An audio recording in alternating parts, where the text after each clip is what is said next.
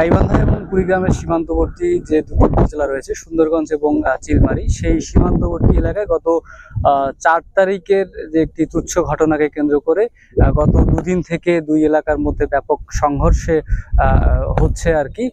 এই ইতিমধ্যে কিন্তু ঘটনাস্থলে সেনাবাহিনী এবং পুলিশ প্রশাসন তারা কিন্তু এসেছেন এবং পক্ষের যে লোকজন আছেন তাদের সঙ্গে কথা বলছেন। ইতিমধ্যে আমরা যে বিষয়টি জেনেছি যে দুই এলাকার মধ্যে ধাওয়া পাল্টা ধাওয়ার ঘটনায় প্রায় বেশ কয়েকজন আহত হয়েছেন এবং ইতিমধ্যে কিছু ঘরে অগ্নিকাণ্ড দেখা গেছে এবং লুটপাটেরও বিষয়টি কিন্তু স্থানীয়রা অভিযোগ করছিলেন। এবং ইতিমধ্যে আমরা যে বিষয়টি শুনেছি যে সুন্দরগঞ্জ এলাকার যে হরিপুর যে সেতু রয়েছে সেখানে এর আগে চিলমারির যে 2 থানার মোড় এলাকার যে লোকজন ছিল তারা ছবি উঠতে গিয়েছিল। এখানে সামান্য বিষয় নিয়ে হাসাহাসি কিংবা এই ধরনের কিছু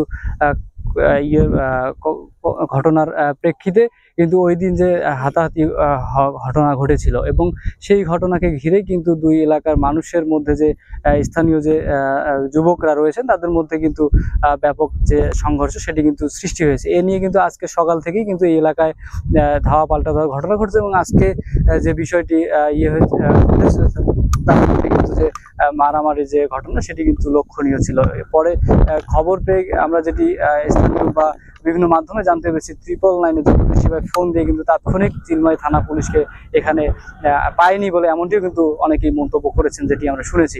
তবে পরবর্তীতে বিষয়টি সেনাবাহিনী যে ক্যাপ্টেন রয়েছেন ওনাকে অবগত করার পর উনি কিন্তু ঘটনাস্থলে এসেছেন। এর মধ্যেই আবার যে স্থানীয় পুলিশ প্রশাসন এবং তারা রয়েছেন বসে, এখন তারা এই মুহূর্তে তারা কিন্তু বসে বিষয়টি সমাধানের চেষ্টা করছেন। তো আসলে এই ছিল কুড়িগ্রামের চিলমারী উপজেলা থেকে দুই এলাকার সংঘর্ষের শেষ সংবাদ।